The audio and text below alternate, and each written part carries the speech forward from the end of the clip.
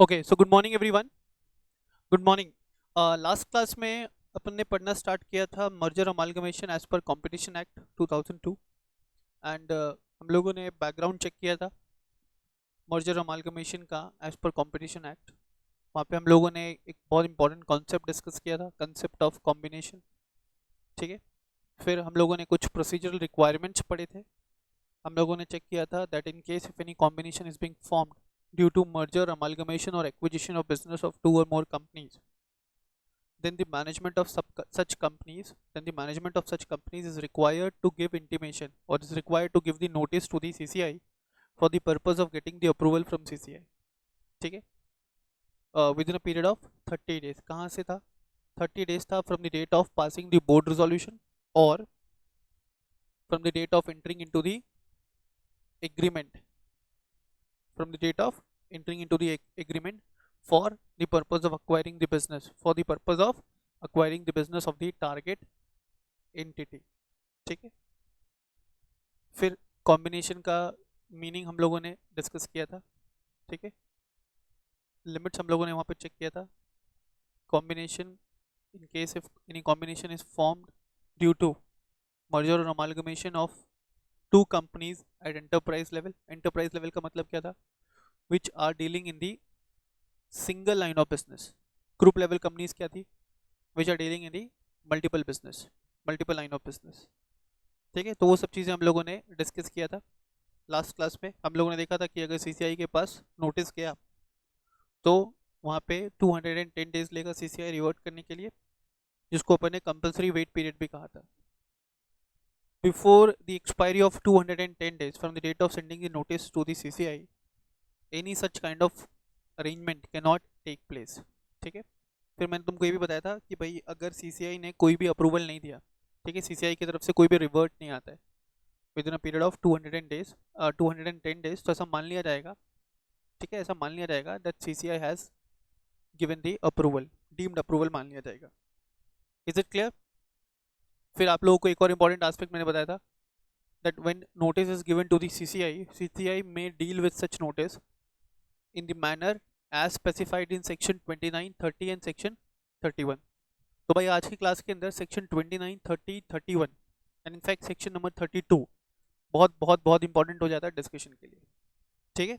चलिए आगे देखोगे। सेक्शन 6(1) हम लोगों ने देखा था। 6(1) में हम लोगों ने देखा था कि कंपनीज को नोटिस फाइल करना है सीसीआई को for getting the approval of CCI for undertaking any arrangement like merger, amalgamation, acquisition of business which intends to form या which proposes to form combination as per the definition of combination given under section 5 of this act। ठीक है। आगे देखोगे section 6 subsection 2, exemption from filing notice with in 30 days. देखो last lecture में जो last provision मैं तुमको पढ़ा के एंड किया था क्लास, दैट वाज सेक्शन 6(1). 6(1) में मैंने तुमको बोला था कि भाई 30 डेज के अंदर नोटिस देना पड़ेगा सीसीआई को। 30 डेज कहाँ से? तो 30 डेज था from the date of passing the board resolution, है ना। अब देखो एक नोटिफिकेशन आया ऑन 29 जून 2017। देखो क्या बोलता है ये notification. Section 6(2) provides that the notice relating to the proposed combination needs to be filed within 30 days.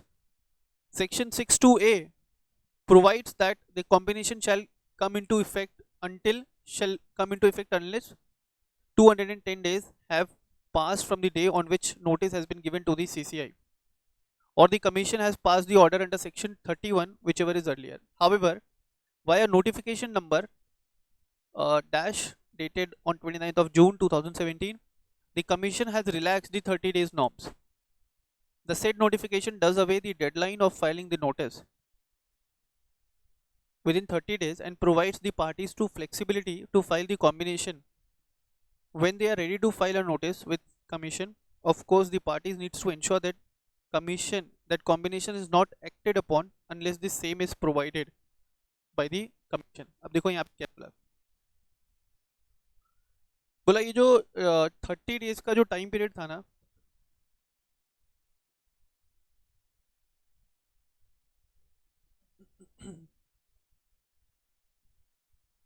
यहाँ बोला गया कि जो 30 डेज का टाइम पीरियड है, 30 डेज का time period for filing the notice, for filing the notice. अब वो क्या हो गया after the notification, is not mandatory, is not mandatory, ठीक है. Now it has became advisory in nature, मतलब आपको एडवाइस किया जा रहा है कि आप 30 डेज के अंदर नोटिस फाइल करो, बट 30 डेज के अंदर ही नोटिस फाइल होना चाहिए, ये मैंडेटरी नहीं है. ठीक है, आपको एडवाइस किया जा रहा है कि आप 30 डेज के अंदर नोटिस फाइल करो, लेकिन 30 डेज के अंदर ही नोटिस फाइल होना चाहिए, यह मैंडेटरी नहीं है. तो अब पार्टीज टू कॉम्बिनेशन को रिलैक्सेशन दिया गया है. ठीक है, रिलैक्सेशन दिया गया. क्या रिलैक्सेशन दिया गया? They can file the notice whenever they are ready to file it, या whenever they are ready to file the same. ठीक है, they can file the notice whenever they are ready to file the same. Sir notice file नहीं करे तो चलेगा क्या? नहीं, नहीं चलेगा. यहाँ पे तुमको रिलैक्सेशन दिया गया है सिर्फ टाइम पीरियड से.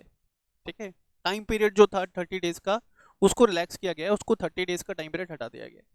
लेकिन नोटिस फाइल करना तो स्टिल मैंडेटरी है. नोटिस फाइल करना मैंडेटरी है, सीसीआई का अप्रूवल लेना मैंडेटरी है. Without getting the approval from CCI no such sort of combination can take place. ठीक है, without taking the approval of CCI, without taking the approval of CCI, no such sort of combination can take place. ये बात बिल्कुल clear है. ठीक है कि भाई अप्रूवल तो लेना ही पड़ेगा, लेकिन नोटिस 30 डेज में ही फाइल करना यह मैंडेटरी नहीं है after the notification that was passed on 29th of June 2017. तो देखो, अब अगर एग्जाम में तुम लोग आंसर्स लिखते हो ना, तो आंसर्स में तुम लोग 30 डेज मेंशन नहीं भी करोगे तो भी चलेगा. You just need to write down like this: company intending to enter into any kind of combination. ठीक है, company intending to enter into any kind of combination needs to take the prior approval of CCI by filing a notice in this respect to the CCI. ठीक है, advisable है कि आप 30 days के अंदर notice file करो, but it is not mandatory. ठीक है, ये सिर्फ रिकमेंडेड है, it is not mandatory in nature. I hope this is clear now. Is it clear? उसके बाद इस एग्जेम्पशन टू स्पेसिफाइड इंस्टीट्यूशन, तो ये अपन लोग ऑलरेडी पढ़ चुके हैं. अगर कोई भी बैंक, कोई भी पब्लिक फाइनेंशियल इंस्टीट्यूशन, कोई भी वेंचर कैपिटल फंड, कोई भी फॉरेन इंस्टीट्यूशनल इन्वेस्टर्स अगर एक्विजिशन ऑफ बिजनेस कर रहा है in pursuance to any agreement, मैंने बताया था लास्ट क्लास में, normally it happens in case of any kind of loan agreement.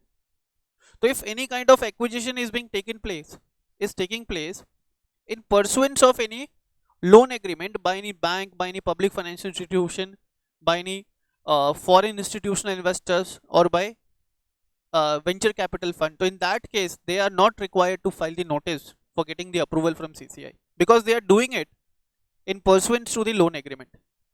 Thus in those particular cases prior approval of CCI will not be required. क्योंकि भाई जब agreement में enter किया था तब CCI से पूछ के किया था क्या एंटर? बात समझ में आ रही है क्या? ओके, नेक्स्ट है आपको exemptions to banking sector and oil and gas sector. ये बहुत इंपॉर्टेंट है. ठीक है, अब मैं यहाँ पे कुछ लाइंस तुमको डिक्टेट करवाना चाहता हूँ. मैं जो डिक्टेट करवाऊँ एक बार वो अपने बुक में लिख लोगे. ठीक है, instead of reading this long paragraph, what ever I am making you write down in relation to this paragraph, you need to read that particular portion only, है ना, for the purpose of your examination. ठीक है, just write down. Pen लेकर के बैठो एक फटाफट से, राइट डाउन. लिखो सबसे पॉइंट नंबर 1 लिखेंगे. Point number 1, as per the provisions of section 54A, as per the provisions of section 54A of this act, central government has been empowered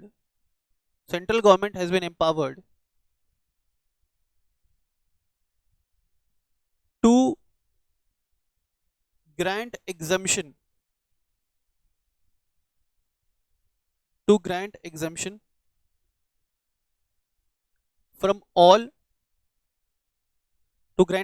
from all or any of the provisions of this act,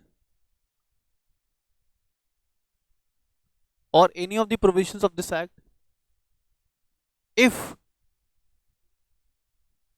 if granting such exemption if granting such exemption is in the interest of if granting such exemption is in the interest of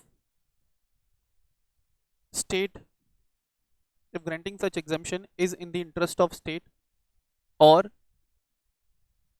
or public interest और public interest. बोला central government के पास power है कि central government क्या कर सकता है, इस एक्ट के प्रोविजंस को एग्जेम्प्ट कर सकता है इन द पब्लिक इंटरेस्ट और in the interest of state. ठीक है, write down. And with regard to the combination with regard to the combination with regard to the combination related to with regard to the combination related to banking sector and oil gas sector with regard to combination relating to banking sector and oil gas sector, the central government has issued the following three notification has issued the following three notification। पहला notification लिखोगे, पहला notification लिखोगे any kind of combination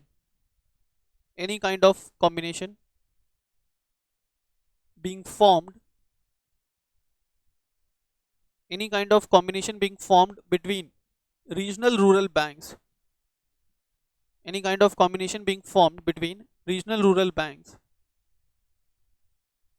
in pursuance to any notification issued by the central government are being exempted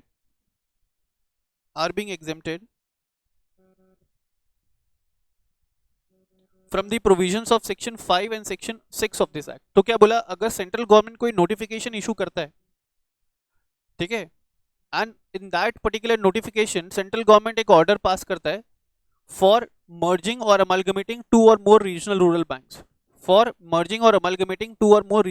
banks तो in such cases, even though combination is being formed but they have been specifically exempted from the purview of specifically exempted from the purview of section 5 and section 6 of this act। is it clear? तो ये पहला requirement है, पहला notification. दूसरा लिखोगे any merger और amalgamation of two और मोर nationalised bank. तो अभी थोड़े दिन पहले अगर तुमको याद हो कि काफी सारे बैंक्स को मर्ज करवाया गया था, काफी सारे बैंक्स मर्ज हुए थे, तो गवर्नमेंट अगर ऑर्डर पास कर रहा है, ठीक है, नेशनलाइज्ड बैंक को मर्ज करने के लिए, अगर गवर्नमेंट ऑर्डर पास कर रहा है नेशनलाइज्ड बैंक को मर्ज करने के लिए इन दी पब्लिक इंटरेस्ट, तो इन दैट केस अगर नेशनलाइज्ड बैंक्स का मर्जर होता है, अमलगमेशन होता है और कॉम्बिनेशन हिट हो रहा है, तो they have been specifically exempted. ठीक है, they have been specifically exempted. लिखोगे any kind of combination being formed due to merger or amalgamation of two or more nationalized banks।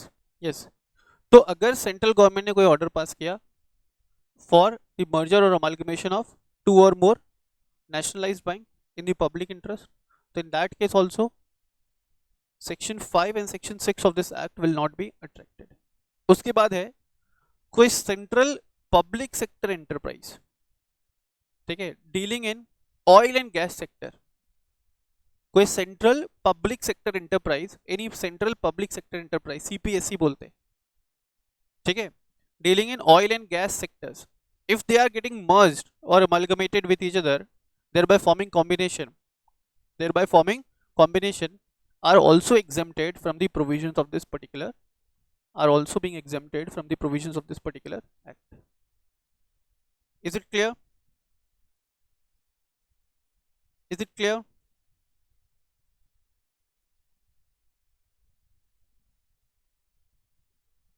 चलें आगे। नाउ नेक्स्ट, तो ये हो गया एग्जाम्पशन सेक्शन 54A, ये भी इंपॉर्टेंट रहेगा आपको एग्जाम के लिए। और उसके बाद तुम आ जाओगे सीधे, जो जो भी चीज़ें मैं कवर कर रहा हूँ सिर्फ आप वो कवर करोगे, ठीक है, जो भी चीज़ें मैं कवर कर रहा हूँ सिर्फ आप वही कवर करोगे। उसके बाद आ जाओगे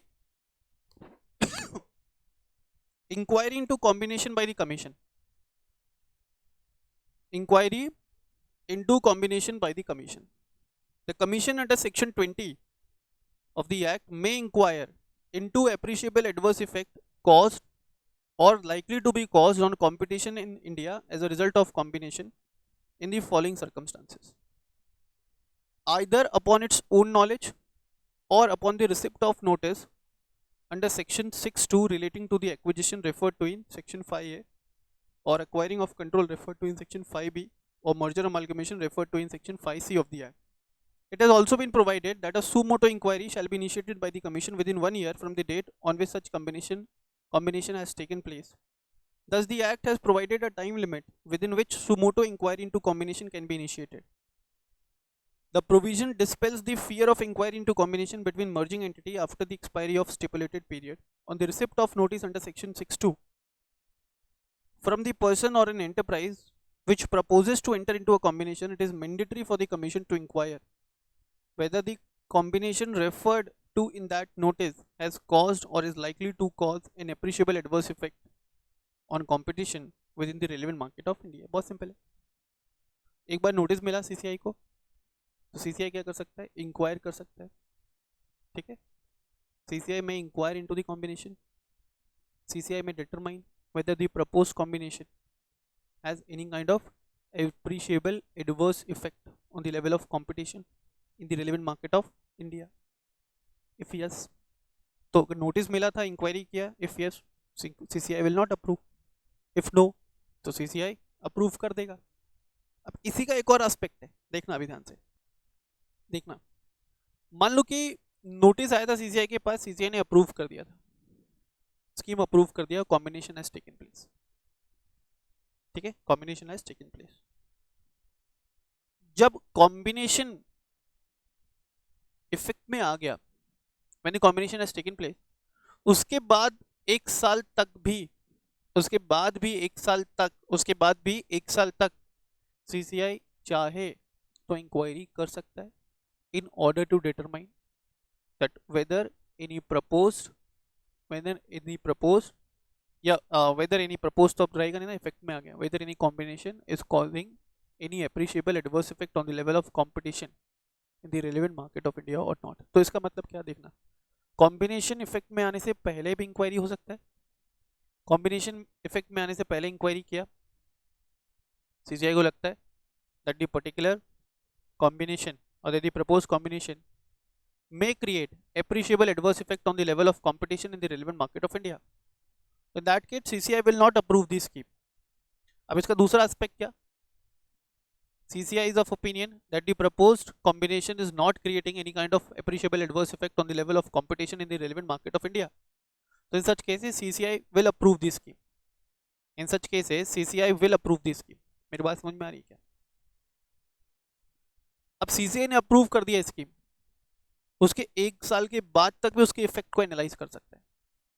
and if in the opinion of CCI any combination that has taken place is creating appreciable adverse effect on the level of competition in the relevant market of India, तो CCI may even regulate such combinations. Is it clear? उसके बाद तुमको दिया हुआ है, अब मैं बार बार एक चीज बोल रहा हूँ ना कि भाई सीसीआई वैल्यूट करेगा that whether the combination which is proposed to be undertaken या which has been undertaken is creating appreciable adverse effect or not. तो ये डिटरमाइन करने के लिए सीसीआई कौन कौन से फैक्टर्स को कंसिडर करेगा वो आपको यहाँ पे गिवन है, ठीक है, ये आपको यहाँ पे गिवन है। इन फैक्टर्स को सीसीआई कंसिडर करेगा to determine that whether the combination has created or is creating appreciable adverse effect on the level of competition or not.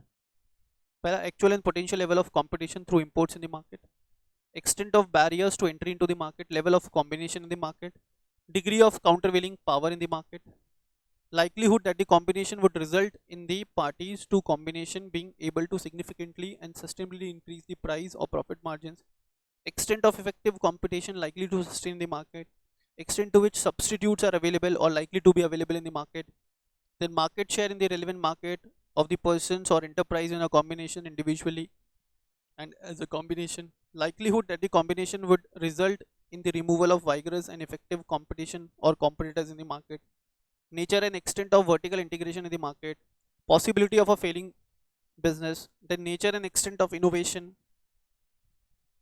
taking place after the combination has taken place, then relative advantage by way of contribution to the economic development by any combination having or is likely to have appreciable adverse effect on the competition, and whether the benefit of combination outweighs the adverse effect of competition if any.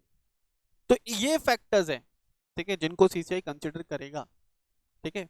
इसको अपन ना ये भी बोलते हैं competition advocacy test भी बोलते हैं इसको, ये क्या दिखाया तुमको, हाँ, AAEC, appreciable adverse effect on competition, ठीक है।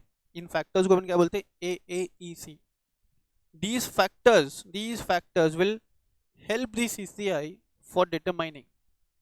These factors will help the CCI for determining, or these factors will help the CCI to determine that whether a particular combination has created or is creating appreciable adverse effect on the level of competition in the relevant market of India or not. Is it clear? Is it clear? Okay. Now moving on to the next part. अब देखोगे next 3 important तुमको definition दिया हुआ है, relevant market, then relevant geographic market, and then दिया है तुमको relevant product market. तो तुम समझना इसके कॉन्सेप्ट को तुम लोग ना पहले भी पढ़ के आ चुके हो एग्जीक्यूटिव लेवल पे, है ना.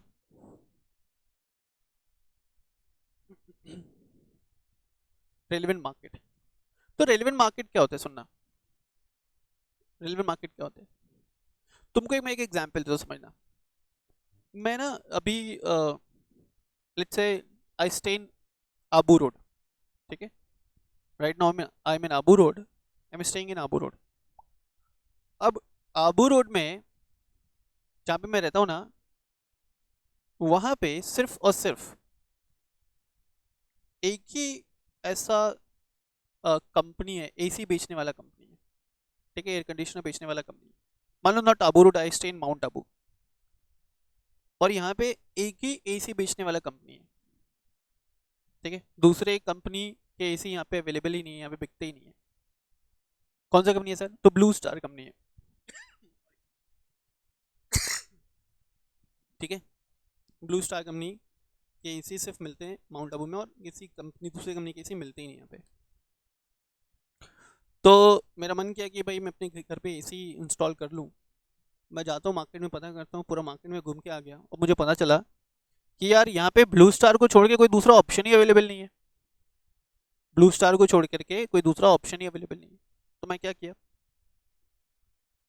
मैं रिकॉल किया कंपटीशन एक्ट. मेरे को एकदम से ध्यान आया कि भाई यहाँ तो ब्लू स्टार कंपनी का मोनोपोली है, दूसरे कंपनीज तो है नहीं यहाँ पे, तो यहाँ तो कुछ गड़बड़ है.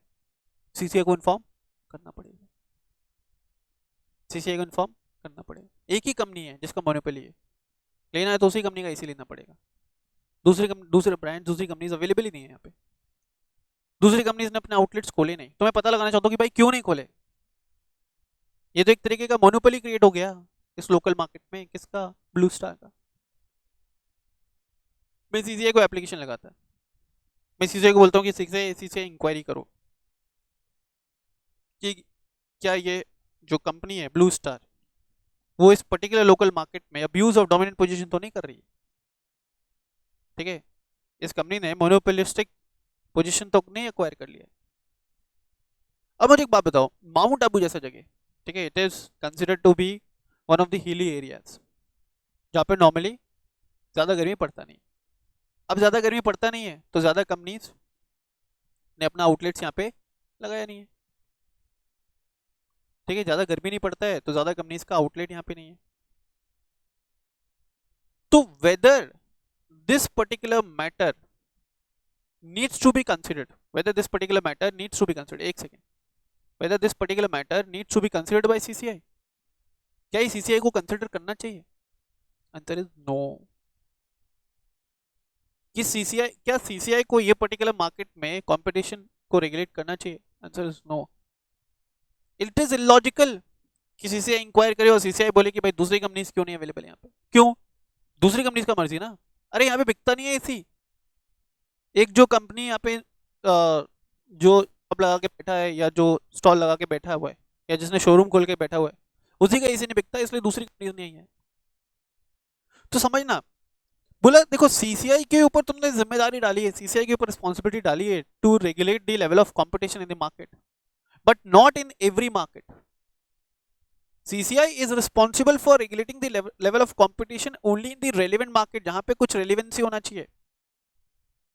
There must be some kind of relevancy, logical relevancy. अब मान लो कि हम लोग एक पर्टिकुलर सिटी में इंस्टीट्यूट रन कर रहे हैं और वहां पे सीएस पढ़ाने वाला एक ही इंस्टीट्यूट है। पूरे अजमेर में सीएस पढ़ाने वाला एक ही इंस्टीट्यूट है, सीएस प्रोफेशनल पढ़ाने वाला एक ही फैकल्टी है जहाँ पे मैं पढ़ाता हूँ।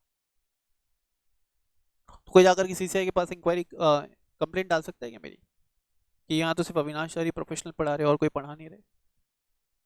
whether CCI will interfere, CCI will carry out inquiry? Answer is no। बोले लॉजिकल है, स्टूडेंट ही नहीं होंगे इसलिए टीचर नहीं है, या कम स्टूडेंट्स होंगे इसलिए टीचर नहीं है। बात समझ में आ रही है?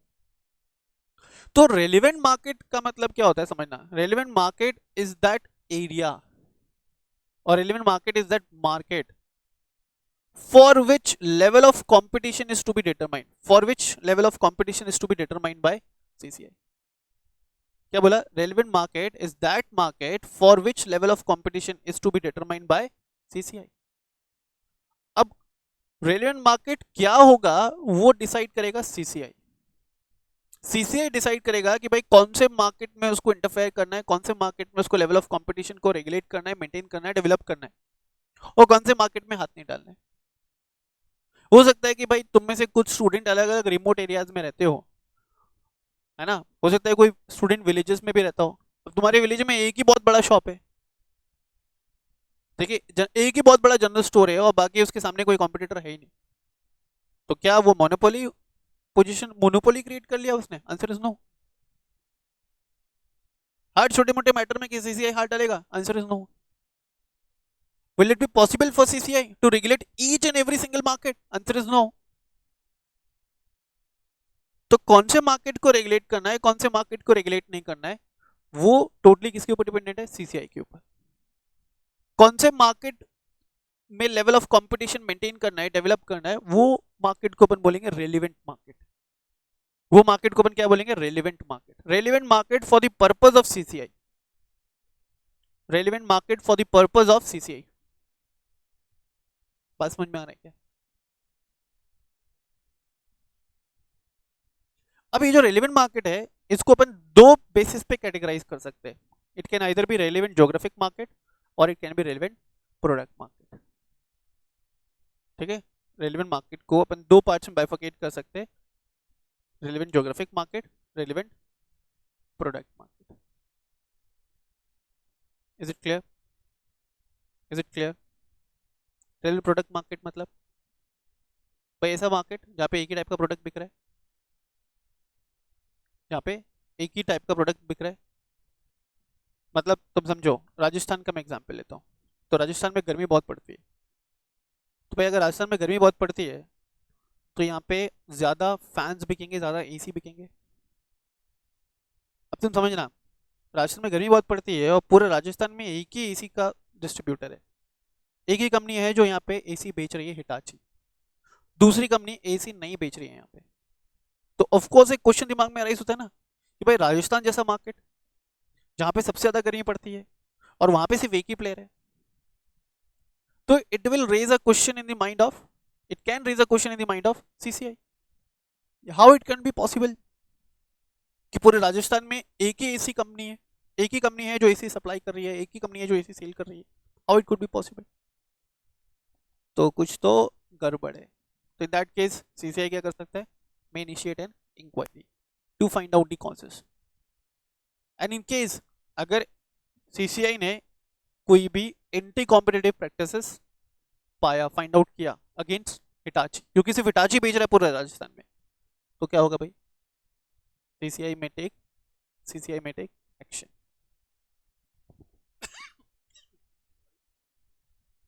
CCI क्या करेगा? CCI will take the action. Is it clear?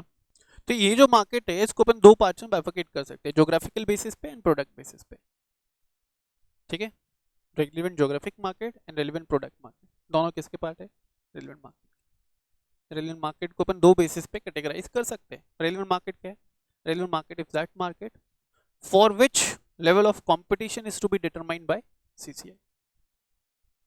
ठीक है, एंड रेलिवेंट मार्केट को अपन दो बेसिस पे बाइफरकेट कर सकते हैं, ज्योग्राफिकल बेसिस पे, प्रोडक्ट बेसिस पे. Is it clear? आगे आ जाओ.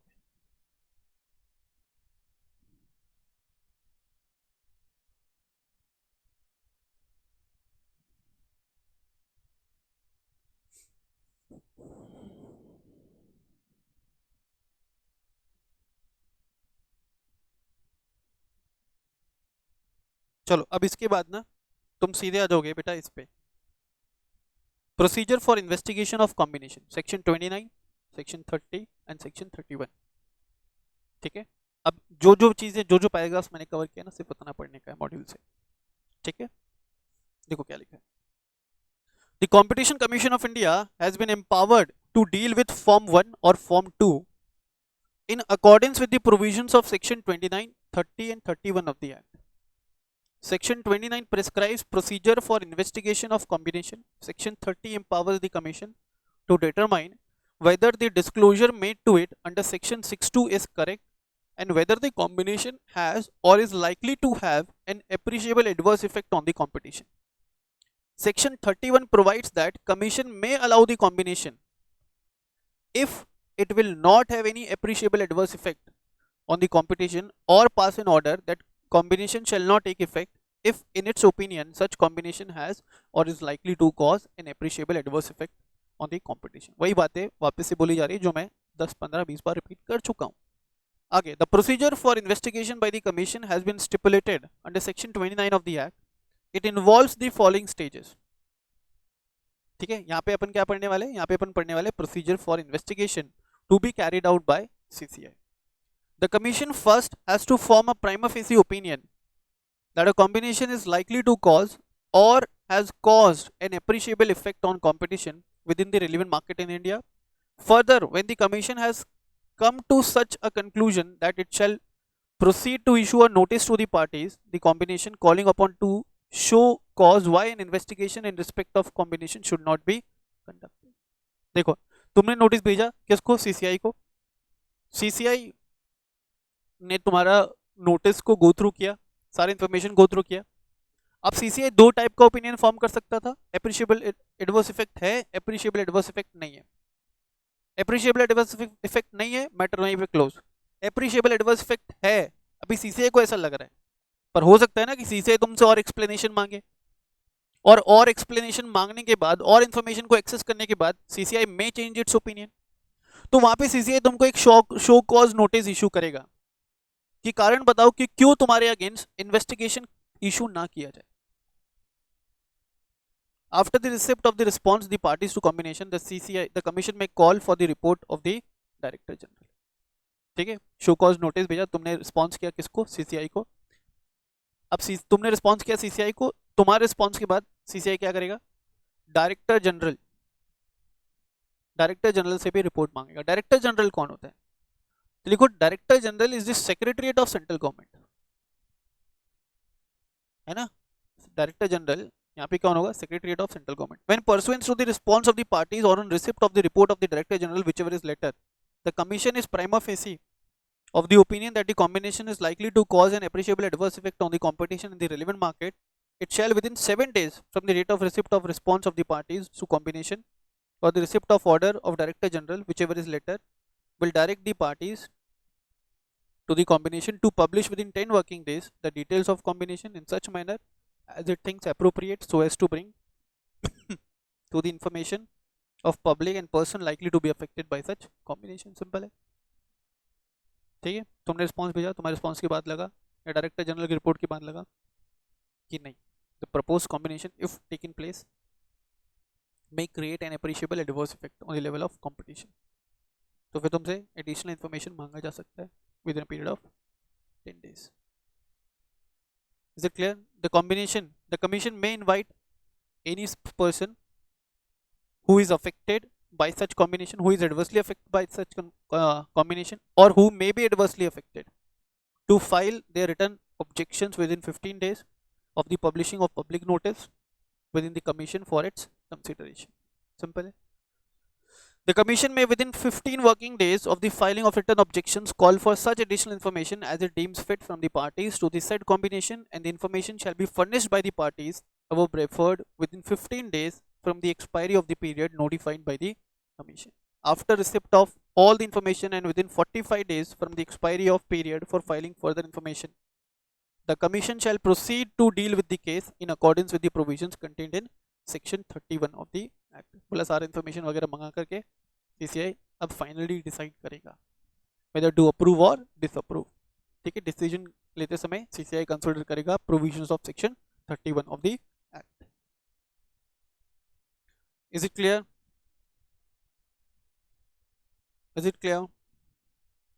फिर वो सेम चीज़ है कि या तो एक्सेप्ट कर लेगा या रिजेक्ट कर लेगा, या ऐसा भी हो सकता है कि सीसीआई बोले कि भाई कुछ टर्म्स एंड कंडीशंस को मॉडिफाई करके दो, तो फिर हम सोचेंगे that whether it needs to be approved और नॉट. तुमने जो टर्म्स ऑफ कॉम्बिनेशन फाइल किया है, टर्म्स ऑफ कॉम्बिनेशन फाइल किया सीसीआई को लगता है कि नहीं, अगर कुछ ऑल्ट्रेशन किया जाए तो there is a possibility that it may not cause any adverse effect on the level of competition. So in that case CCI may ask you to modify the terms of combination. तो in case अगर आप ऐसा करते हो तो CCI क्या कर सकता है भाई, स्कीम को अप्रूव कर सकता है. That's it. डीम्ड अप्रूवल ये मैंने बता दिया था कि भाई 210 दिन का वेटिंग पीरियड है, कंपलसरी वेटिंग पीरियड है. 210 दिन के अंदर रिप्लाई नहीं माना तो क्या मान लिया जाएगा, deemed approval. Is it clear? Now this one is very very very important. Section number 32, extra territorial jurisdiction. बोला इंडिया में अगर कोई कॉम्बिनेशन फॉर्म हो रहा है ना, वो तो सीसीआई रेगुलेट करेगा ही. इंडिया के बाहर अगर कोई कॉम्बिनेशन फॉर्म हो रहा है बट विच is creating या which may create appreciable adverse effect in the level of competition within the relevant market of India, that may also be regulated by CCI. इसी को अपन बोलते हैं एक्स्ट्रा टेरिटोरियल. मतलब India के बाहर जाके भी पावर एक्सरसाइज कर सकता है कौन, CCI. लिखा है section 32 extends the jurisdiction of Competition Commission of India to inquire and pass order in accordance with the provisions of the act into an agreement or dominant position or combination which is likely to have an appreciable adverse effect on competition within the relevant market of India, notwithstanding भले ही चाहे that an agreement referred to in section 3. section 3 में anti competitive agreements की बात की गई है. has been entered outside India or any party to such agreement is outside India. any enterprise who is abusing the dominant position is outside India. any combination has taken place outside India. any party to combination is outside India.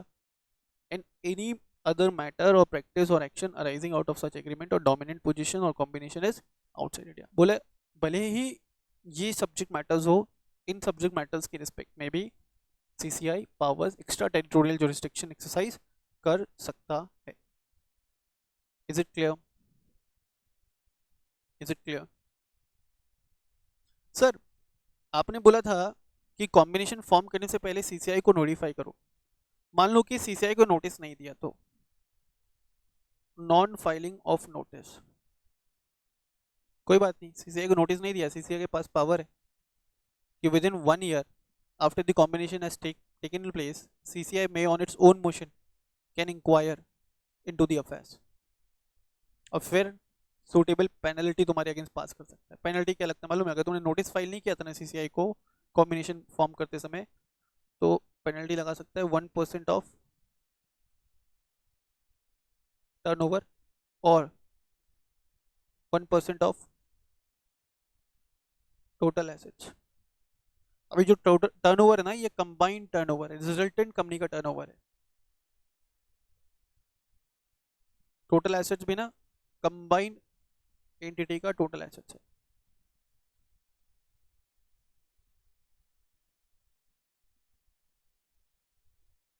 Combined entity का total assets.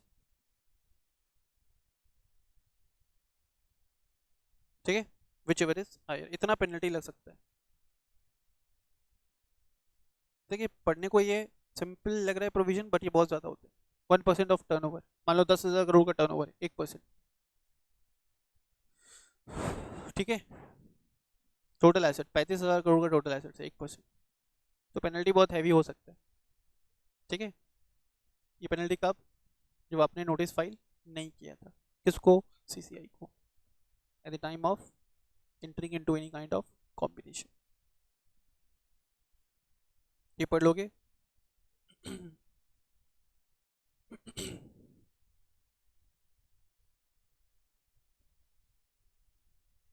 Next है, ये भी important, no requirement to establish mens Riya.